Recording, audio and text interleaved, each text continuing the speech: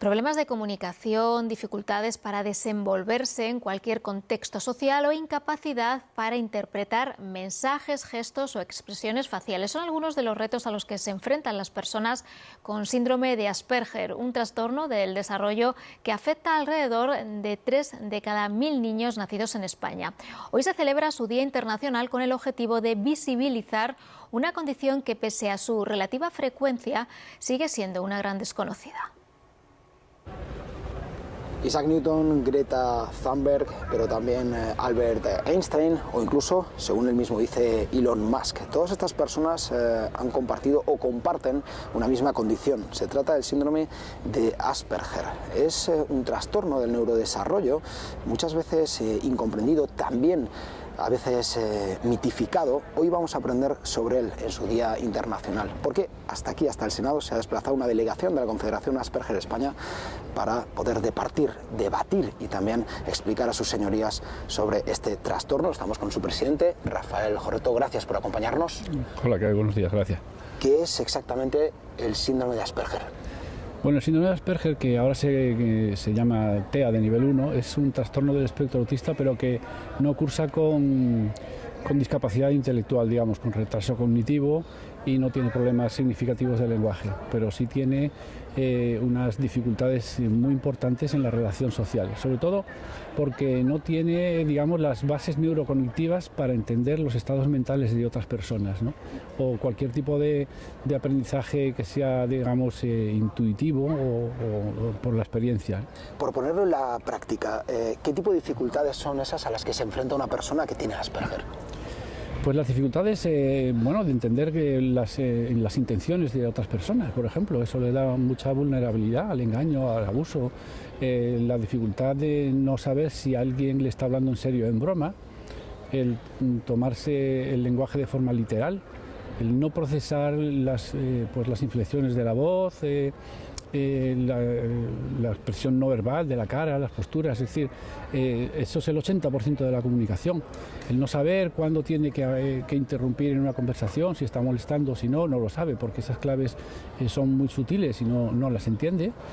Y bueno, pues estas son las dificultades que tienen el día a día, aparte de problemas que pueda tener de hipersensibilidad sensorial, que son importantes, a los ruidos, a las luces, a olores, cosas que los demás podemos tolerar perfectamente, pues a ellos se les pueden llegar a incluso a producir un bloqueo sensorial importante, ¿no? Es difícil todo esto. Se habla también de autismo, pero claro, muchas veces se toma como sinónimo incluso. ¿Cuál es realmente esa relación entre Asperger y autismo? ¿Es lo mismo? ¿No lo es? ¿Está dentro de un espectro?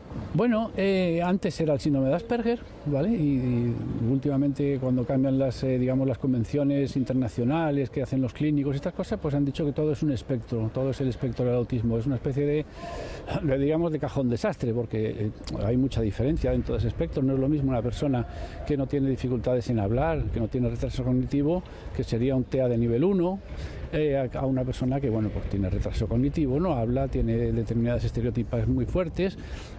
Bueno, es una grandísima diferencia. Nosotros entendemos que es un cajón desastre. Entonces, claro, cuando nosotros seguimos utilizando el término síndrome de Asperger, que no significa un homenaje a ninguna persona, sino que, bueno, pues está estatuido y se entiende perfectamente, en vez de tener que decir trastorno del espectro de autismo sin retraso cognitivo y con de esto del habla, pues larguísimo, todo el mundo ya entiende, y además ha sido un esfuerzo constante de todas las asociaciones de que se entienda lo que es el síndrome de Asperger. Hay una cuestión que la avanzaba antes, y es que muchas veces se mitifica. Las series, las películas, bueno, han presentado algunos personajes a los que se relaciona con Asperger, pero además con altas capacidades intelectuales, casi con la genialidad. ¿Esto es siempre así? Porque claro, muchas veces parece que incluso sea algo bueno. No, es que esto es horroroso. O sea, es que entendemos que una persona entienda las cosas literalmente, pues oye, pues esto es una mina y un filón para hacer personajes con síndrome de Asperger, porque todos, bueno, pues te ríes mucho. Mi hija, fíjate lo que ha entendido y tal. Pero en la realidad, en la vida real, los que se ríen no son los espectadores de la tele, son las personas que hay a su alrededor. Y eso les comporta, pues, bueno, pues un montón de problemas como el acoso escolar, que casi todos tienen acoso escolar, e incluso la incomprensión en los centros de trabajo. Todo esto les comporta grandísimas dificultades. Y luego la variabilidad en las personas Asperger es la misma que tengamos nosotros, o sea, ellos están dentro del rango de inteligencia normal. A veces parece que son muy inteligentes porque saben mucho de, no lo sé, como el personaje este que decía, igual, es un físico, sabe mucho de física, pero eso es porque tiene ese interés y recopila información sobre ese tema y dicen, qué tío más listo. Pero bueno, tampoco tiene por qué, ¿no? Es normal. ¿Hay suficiente información en la sociedad? ¿Se ayuda a las personas que tienen Asperger de la manera que hay que hacerla? No, porque este tipo de condiciones conlleva una discapacidad, pero que es de tipo, es invisible, es de tipo psicosocial. Es decir, estas personas no tienen, como hemos dicho antes, las bases neurocognitivas para entender determinadas cosas, y eso hay gente que no lo entiende. Entonces todo el mundo entiende que si tú tienes una silla de ruedas, pues las barreras que tienes que superar se arreglan con una rampa, ¿no? Pero si tú las barreras que tienes que superar son de tipo psicosocial, pues ¿cómo ayudamos a esta persona? ¿Qué es lo que hay que hacer? ¿Y qué es lo que le pasa? ¿No? Porque vemos que habla perfectamente, ¿y por qué se pone nerviosa cuando hay 5 personas? ¿Por qué no puede atender al público como los demás? ¿Por qué si le cambio el bolígrafo de sitio se me pone nervioso? ¿Por qué no soporta el olor o este ruido?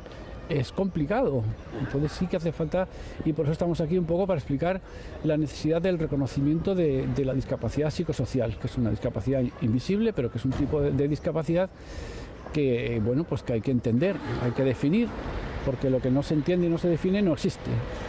Bueno, muchísimas gracias. Bueno, pues gracias a vosotros. Precisamente esa visibilidad, esa información, esa casi acción didáctica para tratar de entender mejor cómo viene esta